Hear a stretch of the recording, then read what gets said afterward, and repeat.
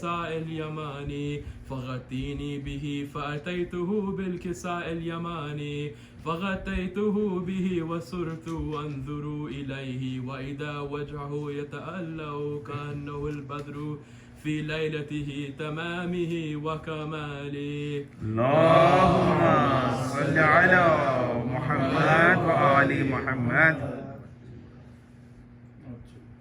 فغطيته به وصرت أنظر إليه وإذا وجهه يتألأ كأنه البدر في ليلته تمامه وكماله. اللهم صل على محمد وآل محمد.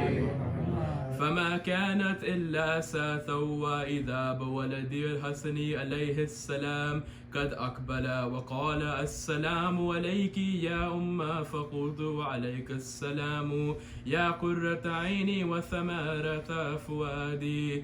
فقال يا أمه إني أشم عندك رائحة طيبة كأنها رائحة جدي رسول الله. فقلت نعم إن جدك تحت الكساء. فأقبل الحسن نحو الكساء وقال السلام عليك، السلام عليك يا جده يا رسول الله، أتأذن لي أن أدخل معك تحت الكساء؟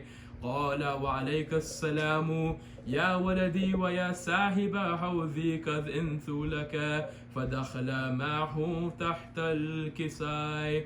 فما كانت إلا ساعة وإذا بولدي الحسين قد أقبل وقال السلام عليك يا أمه. فقلت عليك السلام يا ولدي ويا قرة عيني وثمرة فؤادي. فقال لي يا أمه إني أشم عندك رائحة طيبة كأنها رائحة جدي رسول الله. فقلت نعم إن جدك وأخاك تحت الكساء. فدنا الحسين نحو الكساء وقال السلام عليك يا جده، السلام عليك يا من اختاره الله، أتأذن لي أن أدخل معكما تحت الكساء؟ اللهم صل على محمد وآل. فقال وعليك السلام يا ولدي ويا شافع أمتي قد أنت لك. فدخل معهما تحت الكساء. اللهم صل على محمد وآل محمد. فأقبل عند ذلك أبو الحسن علي بن أبي طالب وقال